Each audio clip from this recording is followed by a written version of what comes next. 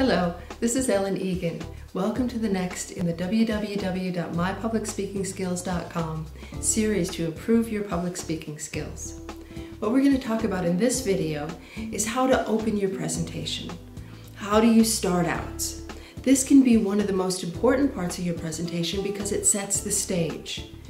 Even the most practiced of public speakers will spend the most time in preparing their presentation working on their opening. Because within your opening, what you're going to be doing is grabbing your audience's attention. You're going to be working on building some rapport, and you're going to be working on introducing the topic. So you're setting the stage with this first part of your presentation.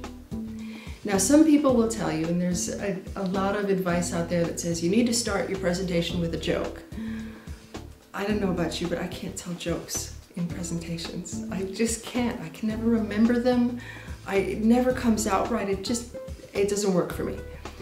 For me, I prefer to start an opening with something meaningful, something that will grab attention, something that I can say comfortably so that I don't look foolish, and I would look foolish with a joke.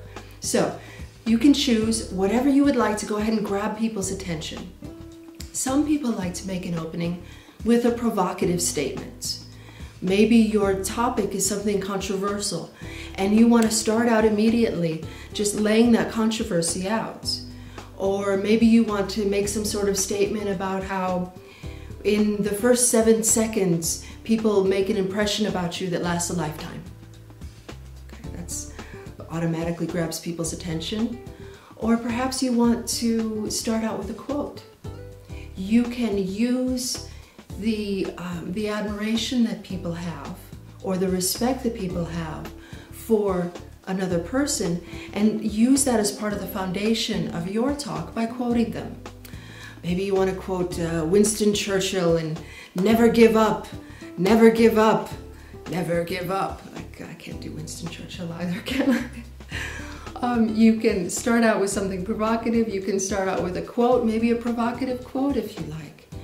One of the nice things with quotes, with the internet, you can go out on Google and you can search any sort of quote that you want. It's not difficult, it's just a couple keystrokes away. Another way that we can start our presentation is with a story. Personally, I'm a storyteller, so this is one of my favorite ways, but you can begin with a story where you once again set a stage, where you're able to approach your audience through an anecdote. Imagine you're driving in your car on your way here and you'll never guess what happened to me. Or yesterday when I was talking with my family, and you can begin to weave a story. The nice thing with the story is that as people start to get drawn into the story, they want to hear more and they want to hear more. And this immediately draws them into your presentation. So once you've kind of woven the web with the story, even if you stop the story and move on into something else in your presentation, they're still waiting for the rest. So they're still paying attention. So you can do a lot of things with stories. It's a nice way to open up. It's a nice way to help people feel comfortable with your talk. Also, it's a nice way to really humanize that you're a person that they can relate with. Another thing that we can do is have a rapport builder.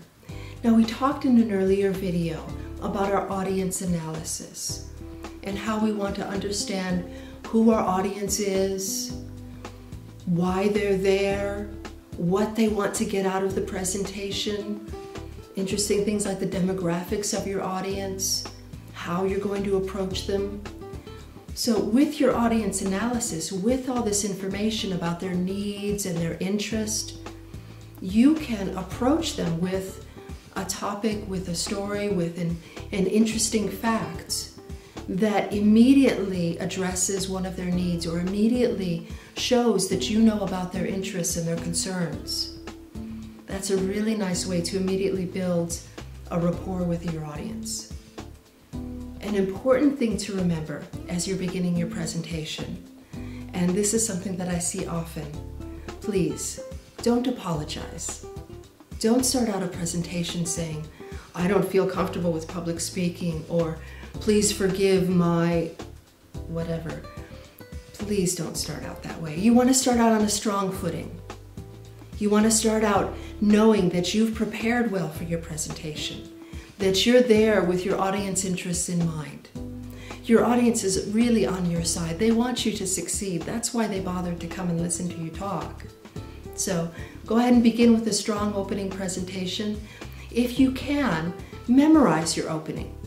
Try and keep it in your mind. You don't have to know it word for word, but remember the salient points so that you don't have to look down at your notes. This will show your audience that you've taken the time to prepare. Also, when you're beginning your talk, make sure, if someone hasn't introduced you to your audience, make sure that you introduce yourself. Hello, my name is Ellen Egan. I'm with www.mypublicspeakingskills.com, and what we're going to do today together is cover these topics. As you introduce yourself, as you introduce your presentation, you're immediately helping your audience to feel more comfortable with you. It's very similar if you were at a gathering, at a party, at some sort of social function. You would immediately introduce yourself.